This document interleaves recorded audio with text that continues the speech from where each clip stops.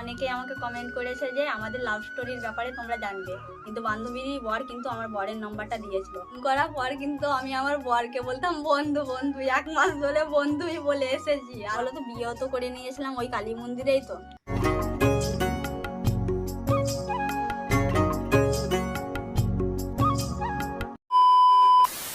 থালা বাসন তো ঘরে রেখে দিয়েছিলামই, ধামাতে করে তো সব বোতল গুছিয়ে নিয়ে চলে এসেছিলাম। কলে জল দিয়েছে বলে বোতলে জল ভরবো তো, তাই বোতল নিয়ে চলে এসেছিলাম কলে। ধামাতে করে তো আমি সব বোতল গুছিয়ে নিয়েছি, যাচ্ছি এখন ঘরে রেখে দেব। জল তো ঘরে রেখে দিয়েছিলামই, আর এইদিকে দেখো হাঁসের ছানাকে খেতে দেবো তো, তাই খাবার নিয়ে চলে এসেছিলামই। আর খাবার কিন্তু আমি ওদের থালাতে করে দিয়ে দিচ্ছি যে ওদেরকে খেতে দেবো বলে। হাঁসের ছানাকে তো আমি খেতে দিয়ে দিয়েছিলাম, পেছেটাকে কিন্তু আমি সরিয়ে দিলাম যে রোদ্রুতে খাবে বলে, ছায়া পড়েছিল তো মানে ঠান্ডা লাগছিল হাঁসের ছানাকে বলে সরিয়ে দিয়েছিলাম। খাওয়া পর কিন্তু আবার ঢাকা দিয়ে দেব। হাঁসের ছানাকে তো খেতে দিয়ে দিয়েছিলাম, এইদিকে তো রান্না চাপিয়ে দিয়েছিলাম। তো ভাতের হাঁড়ির জল তো অনেক গরম হয়ে গিয়েছে, চালটাকে এখন বিকেলে তো হয়ে গিয়েছে। তো মাটি জল নিয়ে চলে এসেছিলাম, উঠোনটা এখন নেপে নিচ্ছি। আর মাটি দিয়ে নেপতে আমাকে অনেক ভালো লাগছে, নেপতে ভালো লাগছে বলে কি বলবো, 3-4 দিন পর পর উঠোনটা কিন্তু নেপে নিচ্ছি মাটি দিয়ে। তাই তো হয়ে গিয়েছে, আর নেপানো বালতিটাকে নিয়ে যাব আর আমি হাত পা ধুয়ে আসবো তো, তাই যাচ্ছি এখন পুকুরের ঘাট। পুকুর থেকে তো আমি হাত পা ধুয়ে চলে এসেছিলামই। দেখো বন্ধুরা উঠোনটা কত সুন্দর লাগছে দেখতে, আর নেপি তো তাই লেগে তো যে উঠোনটা দেখতে ভালো লাগে বলে তাই মাটি দিয়ে নেপেছি তো, তাই দেখো কত সুন্দর লাগছে। যাচ্ছি এখন কাপড়টা চেঞ্জ করে নেবো বলে। কাপড় তো চেঞ্জ করে নিয়েছিলাম, আমি সন্ধ্যা তো হয়ে গিয়েছিল। তোমরা তো অনেকেই আমাকে কমেন্ট করেছে যে আমাদের লাভ স্টোরির ব্যাপারে তোমরা জানবে, তাই আমি তো বলছিলাম না তোমাদেরকে যে আমার লাভ স্টোরি কি করে হয়েছে আমাদের। আর আমি লজ্জা করি বলেই আমি বলছিলাম না, আর আমার মা বাবাতেও কিন্তু ভিডিও দেখে আমার বলে আরোই বলছিলাম না। তাই তোমরা অনেকেই এখনো পর্যন্ত আমাকে কমেন্ট করে যাচ্ছে যে তোমাদের লাভ স্টোরি কি করে হয়েছে, তাই তোমাদেরকে বলবো আজ। আমার একটা প্রিয় বান্ধবী ছিল তো, বান্ধবীদের বাড়ি আমি যাওয়া আসা করতাম, বান্ধবীও আমাদের বাড়ি যাওয়া আসা করতো। বান্ধবী যাকে লাইন মারতো তো সেই কিন্তু আমার বরের নাম্বারটা দিয়েছিল। আর কি বলতো, আমাদের কিন্তু ফেসবুক থেকেও আর ইনস্টাগ্রাম থেকে কিন্তু রিলেশনটা হয়নি, একবারে ডাইরেক্টলি কি বলতো ফোন নাম্বার থেকে হয়েছিল। যে আমাকে নাম্বার দিয়েছিল তো তাকে আমি ভাই বলে সম্মান দিতাম, ভাই কিন্তু আমাকে দিদি বলেই সম্মান দিত। ভাই কিন্তু আমাকে ফোন করতো মাঝে মধ্যে, আমি ভাইকে ফোন করতাম মাঝে মধ্যে। আর তোমাদেরকে তো ফোন নাম্বার পাওয়া পর তো তোমাদেরকে সব কিছুই তো বলা হয়ে গিয়েছে। আর আমাদের লাভ স্টোরিটা কি করে হলো সব তোমাদেরকে জানাবো।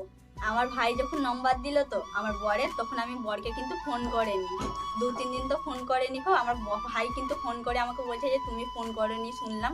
আমি তাই তো আমি আশ্চর্য যাচ্ছি যে আমার ভাই কি করে জানলো যে আমার বরকে আমি ফোন করিনি। তা নিয়ে আমি সাথে সাথেই কিন্তু আমার বরকে ফোন করলাম, কিন্তু আমাদের ফোন করার পর আমাদের কি সম্পর্ক ছিল সেটা তোমরা জানো।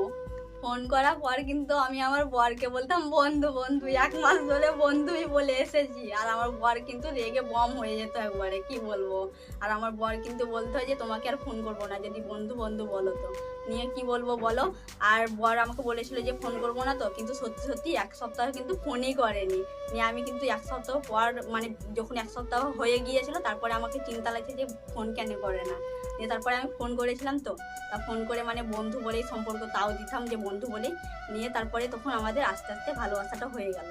আস্তে আস্তে কিন্তু আমাদের ভালোবাসাটা গভীর হয়ে গিয়েছিল, আমিও কিন্তু মন থেকে ভালোবাসতাম, আমার বড়ও কিন্তু মন থেকেই ভালোবাসতো। আর তোমরা অবাক যাচ্ছ যে মন থেকে তো সবাই ভালোবাসে, আর আমাদের ভালোবাসাটা কিন্তু আলাদাই ছিল একটু। তাই কেন ছিল তোমাদেরকে তাও বলি। আমি কিন্তু নোকিয়া ফোনে আমার বরকে ফোন করতাম, মানে ছবি তো আমার বর তো আমাকে দেখেনি কোনোদিনই, আর আমিও কিন্তু আমার বরের ছবি কোনোদিন দেখেনি যে বর কীরকম দেখতে। নোকিয়া ফোনে তো আমি ফোন করতাম, আর কি বলতো গ্রামে তো অনেকজনেরই তো ফোন আছে, চাইয়ে কিন্তু আমি আমার বরের নম্বরে কিন্তু হোয়াটসঅ্যাপ করে আমার বরকে ছবি চাহা হতো। কিন্তু আমি চাহাইনি কেন বলতো, যে সামনাসামনি দেখবো বলে। আমরা লাভ স্টোরি তো আমাদের অর্ধেক বলা হয়ে গিয়েছে বন্ধু তোমাদেরকে। আর একটা কথা বলতেই ভুলে গিয়েছি, যখন আমরা বন্ধু বলতাম তো তখন কিন্তু আমি আমার বরকে বলতাম যে আমি কালো দেখতে, পেঁচা দেখতে, তারপরে মানে ভালো লাই, তুমি আমার থেকে ভালো পাবে, আমি সেই রকম কথাটাই বলতাম আমার বরকে। কিন্তু আমার বর কি বলেছে ওই জায়গাতে জানো, মানে অন্য কেউ হলে মানে আলাদা কথা বলতো, কিন্তু আমার বর কিন্তু অন্য রকম কথা বলেছে যে তোমার কিন্তু মনকে ভালোবেসেছি, তোমার কিন্তু তোমার রূপকে না, তোমার কিচ্ছুকে না, তোমার মনটাকেই ভালোবেসেছি, আর তুমি যেমন হবে হোক গেছে, এটাই বলেছে আমাকে। আমার বর আমাকে বলেছিল যে বিয়ে করলে তোমাকেই করবো, না করলে কিন্তু মরে যাব, এটাই বলেছিল আমাকে। আর কি বলতো, তোমাদেরকে তো লাভ স্টোরির কথা তো বলা হয়ে গিয়েছে, আর আমাদের বিয়ে কি করে হলো সেটা তোমাদেরকে বলবো। আর বিয়ে তো সামান্য জিনিস না, সব কিছুতেই আমাদের ঝামেলা ছিল, কি বলবো, এটাতেও ঝামেলা আছে, তাই তোমাদেরকে বলছি এখন। আর আমাদের বিয়ে হওয়ার টাইমে কি ঝামেলা হলো তোমাদেরকে তাই বলি। আমার বর তো বাইরে ছিল, বোম্বাই ছিল, তো বোম্বাই থেকে তো চলেও এসেছিল, গ্রামে পুজো ছিল বলে, দুর্গা পুজো। আর চলে পুজোতে আসার পর কিন্তু 5-4 দিন পর আমাকে ফোন করে বলছে আমার বর যে তোমাকে দেখা করব। তাই কি আমি সেই ইয়াতে কি বলবো, যে দেখা করব বলেছে, আর কিন্তু আমাকে অনেক ভয় লাগছিল তখন যে কি করে দেখা করব। আমি তো আর ছেলে না যে মাদেরকে হ্যান ত্যান বুঝিয়ে দিলাম নিয়ে বেরিয়ে পড়লাম দেখা করতে, সেটা তো না। আমাকে তো ওই খোঁজ লাগবে যে খানিকটুকুই যদি দেরি হয়ে যায়, 1/2 ঘন্টাও হয়ে যায়, মারা তো শুধাবে যে কোথায় গিয়েছিলিস। তাই আমাকে অনেক ভয় লাগছিল। তাই আমি এখানে অনেকক্ষণ পর অনেকক্ষণ ভেবে ভেবে একটা কিন্তু বুদ্ধি বার করলাম। একটাই কিন্তু আমার মাথাতে বুদ্ধি এসেছে যে পিসির বাড়ি তো আমার আয়াস বেল্লা বাড়ি, তাই পিসির বাড়ি এসেছিলাম। তাই কি বলবো, যখন পিসির বাড়ি এসেছিলাম তো আমি দেখা করতে, তখন আমি বরকে বলে নিই যে পিসির বাড়ি এসেছি। তারপরে কিন্তু আমি সন্ধে যখন হয়ে যায় তখন কিন্তু আমি বলেছি যে আমি এসেছি বেল্লা বাড়ি। আর কি বলতো, আমি তো পিসি থাকে বলে দিনে আমি বলেনি যে আমি এসেছি, তার তখন যে পিসি জানতে বের নাই। আর বাবাদেরকে বলে দিলে তো আরো অশান্তি বেড়ে যাবে, তোমরা তো জানোই। আর দেখা করা তো খুব ছোট কাজ না, কি বলবো। আর তখন আমাকে অনেক ভয় লেগেছিল, যেটার ভয় ছিল তো সেটাই কিন্তু হয়ে গিয়েছে। আমার বরে আমাদের তো দেখা করেছিলাম সন্ধ্যের দিকে, কিন্তু পিসি আমাকে হাতড়াচ্ছিল, তো এই পিসি কিন্তু জেনে গিয়েছিল বলে বাবাদেরকে সাথে সাথে ফোন করেছিল যে শ্রাবণী নাকি ভালোবাসে বলেই এসেছে আমাদের ঘরে, আই করছে, দেখা করছে, এগুলো সব বলে দিয়েছে। নিয়ে আমি কিন্তু পিসির কথা শুনে আমাকে অনেক ভয় লেগে গিয়েছিল। পিসি যখন বাবাদেরকে ফোন করে তো তখন আমি শুনে নিয়েছিলাম। তাই আমাকে অনেক ভয় লাগছিল যে বাড়ি গিয়ে কি করবে আমাকে বাবারা। তাই কি বলবো, আমাকে অনেক ভয় লাগছিল। পিসিও কিন্তু সেই যাতে আমাকে কথাটা বললো কিন্তু সকাল হবে নিয়ে ঘর চলে যাবি। তাই আমি কি বলবো, সকাল হয়ে গিয়েছিল, পিসি কিন্তু আমাকে টোটোও ধরিয়ে দিয়েছিল। তাই আমি টোটোতে করে যাচ্ছিলাম ঘর যাবো বলে। নিয়ে আমি দাঁতপুরেও নেমে গিয়েছিলাম, বরকেও আমি ফোন করেছিলাম যে আমি ঘর যাচ্ছি। তাই বর আমাকে দেখা করেছিল দাঁতপুরে, নিয়ে আবার আমাকে কিন্তু টোটো ধরিয়ে দিয়েছিল আমার বর।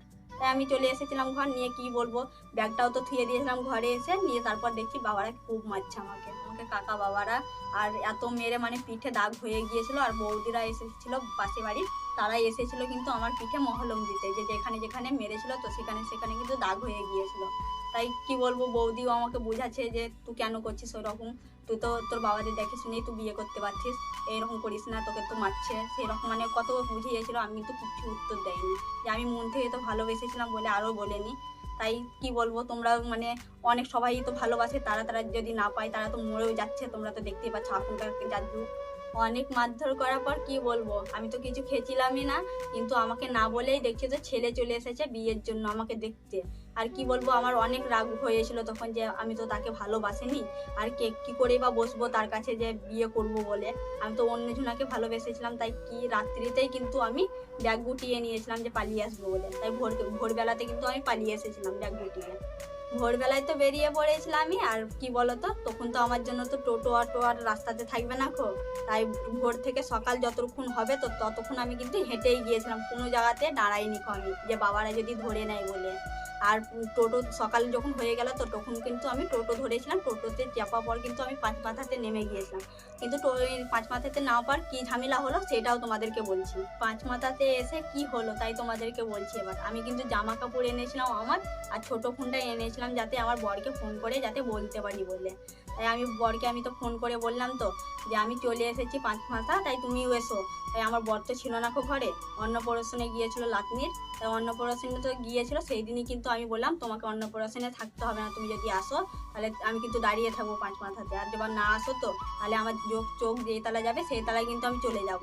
তাই আমার বর আমাকে বললো যে তোমাকে কোথাও যেতে হবে না, আমি যাচ্ছি। তাই বর কিন্তু এসেছিল 5 মাথাকে অন্নপ্রাশন না অন্নপ্রাশন থেকে চলে এসেছিল আমার কাছে। আর কি বলতো, টাকা পয়সা তো ছিল না আমার বরের কাছে। তাই কি বলছে যে আমি ঘর থেকে টাকা পয়সাটা নিয়ে আসি, নাহলে তো কোথাও যাওয়া হবে না, যেখানে যাব সেখানে তো টাকা পয়সা না হলে হয় না।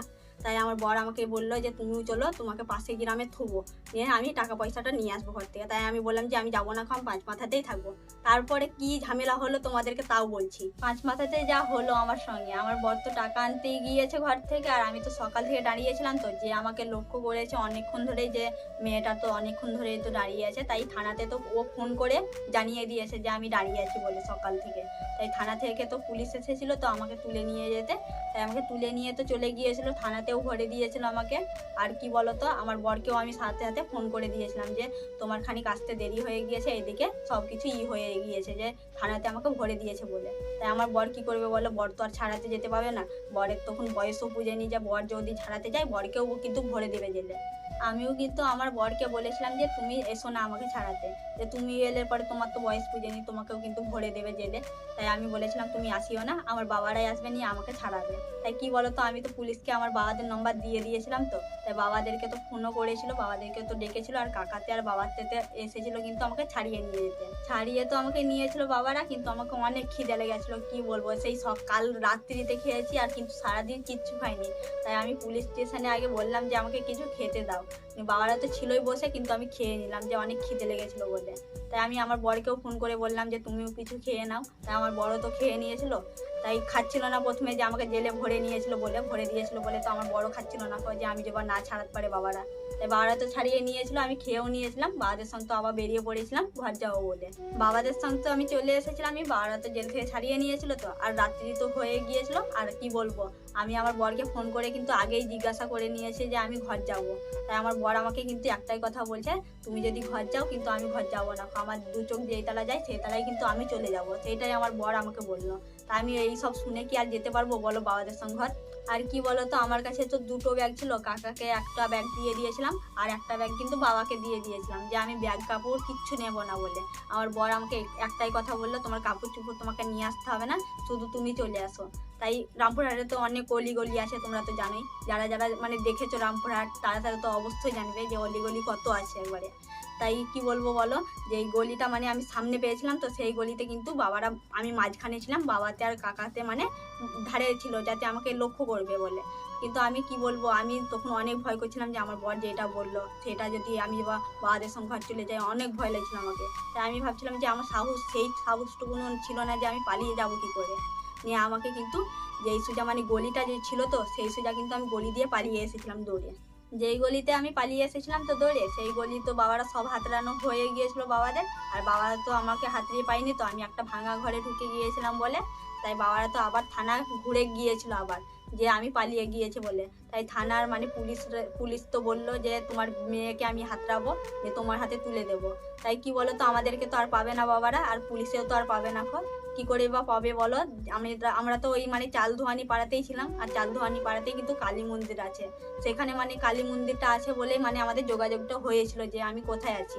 আমি তো আর রামপুরহাট যাইনি কোনো দিন, যে আমি এই জায়গাতে মানে ঠিকানা আমি অত জানতাম না, আর অলিগলির মানে কোন পাড়াটাকে কি বলে এটা আমি জানতাম না। কিন্তু চালধোয়ানি পাড়ায় একটা মেয়ে মানে একটা কাকিমাকে শুধালাম আমি, যে এটা এই পাড়াটার নাম কি। তাই কাকিমা বললো যে এটা চালধোয়ানি পাড়া, তাই বলছে যে ওই কালী মন্দির এটা, তাই তুমি বলো তুমি। তাই আমি আমার বরকে আমি ফোন করে বললাম যে এটা কালী মন্দির, চালধোয়ানি পাড়ার কালী মন্দির। তাই ওইখানে এসেছিলো, ওখানে আমাদের যোগাযোগ হলো।